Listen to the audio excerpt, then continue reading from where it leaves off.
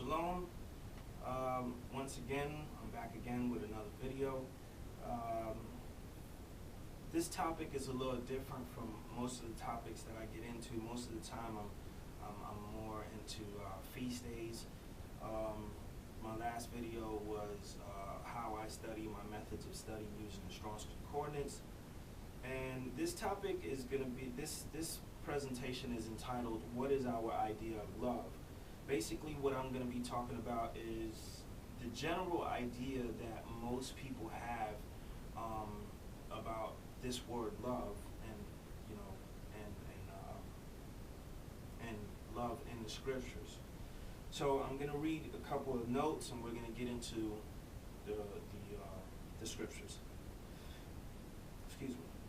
What is our idea of love is a question for me to understand what our idea of love is, and does it supersede Yah's purpose, or did he give us our ideas of love as we know and define love to be? This model is not a demonstration of how emotionless Yah is or can be, or neither does it state that he is emotionless, okay? Or any ideas that we may think about this topic.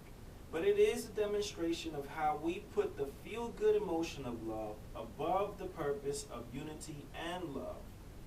This model and understanding of love is helping me to uphold the purpose before the emotion, so I can enjoy the blissful moments of the emotion. I pray this edifies you as well. Let us begin with Genesis 27:4. And make me savory meat, such as I love, and bring it to me, that I may eat, that my soul may bless thee before I die. Okay, this word love here is Strong's numbers H157, and is ahab, to love, human love for another, includes family love or sexual. Second definition, second entry, human appetite for objects such as food, drink, sleep, or wisdom. Okay? By definition, we see love here to be love for another and sexual. The more correct idea is in the definition, which is appetite or desire. I think we know and understand that sex does not mean that we love a person, and loving a piece of meat is impossible. But we can desire or have an appetite for a piece of meat. Isaac is displaying a preference, a desire, or a choice for something, but the word love is used to explain the intensity of this choice or desire. But the desire and the choice is first. Genesis 29:30. And he went in also unto Rachel, and he loved also Rachel more than Leah, and served with him 7 other years. Okay? When we read this, we assume that he also loved Leah, and the act of having sex determined which one he loved more. But that's not the case we saw from the beginning. Okay? From the beginning of these events of the chapter, we see that this brother preferred Rachel. He chose Rachel from the beginning. But Leah is the casualty of deceit, and later on will play out a purpose for Yah. Genesis 29:31. And when Yahweh saw that Leah was hated, he opened her womb, but Rachel was barren. Okay, this word here, hate, Strong's numbers H8130. Saying, to hate, to be hateful, to hate of man of Elohim. Okay, this definition is extremely vague here. I did have an entry in the English, but I can't find it in my book, so you can look it up. You can do the homework. Genesis 29:17, excuse me.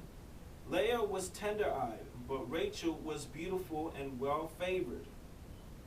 Okay, here we see a comparison between the two, and soon after we will see the choice. Genesis 29:18. And Jacob loved Rachel and said, I will serve thee 7 years for Rachel, thy younger daughter. Okay? Now, this loved here is the same Strong's number as love, but with our preconceived idea of love that Hollywood or radio promotes, we think this is a beautiful love story with love at first sight. In verse 17, a comparison is being made. In verse 18, we see Jacob choosing, desiring, or loving Rachel. Okay? So there's two choices, there's two comparisons in verse 17, and then in verse 18 there's a choice.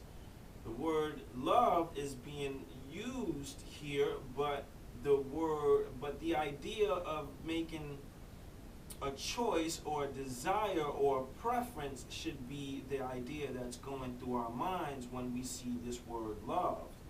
Okay, I'm not trying to discredit the emotion. I'm not trying to say that the word that's being used here, love, is wrong, whatever. What I'm saying is we should have the proper perception when we're seeing this word love as being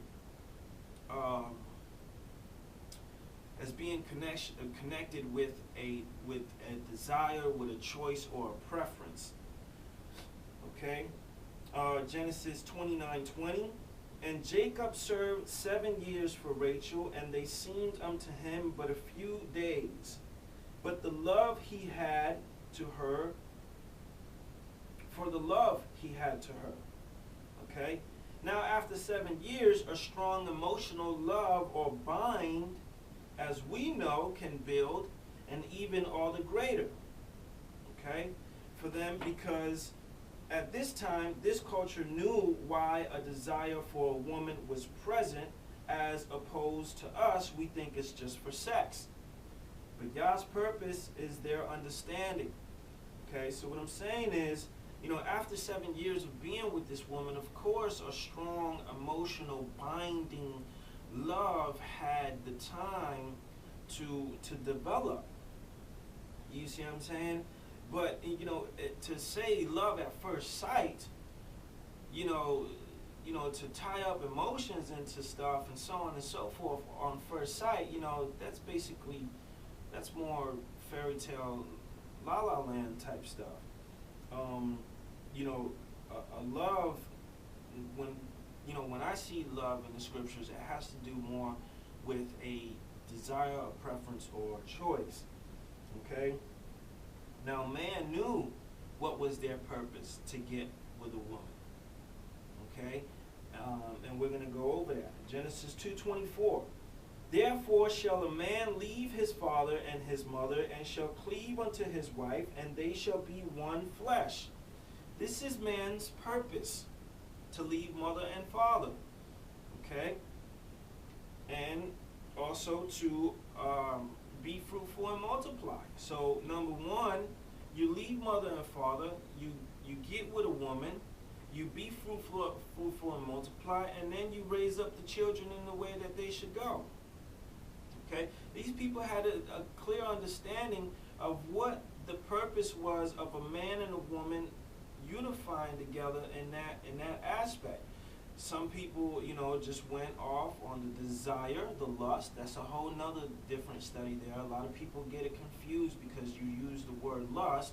That means that you're in some sort of sin. Lust just means to desire. I lusted after my wife before I met her. I desired my wife before we got married. You know, when I saw her, I desired her. Most men desire a woman. Most women desire a man. Most men lust after a woman. Most women lust after a man. This word lust just means to desire. But, you know, people made it so taboo, like, oh, you're lusting, that means you're sinning. Lust just means desire. We look up the word lust and it just means a desire. Okay? So at one time or another, we all desired, lusted after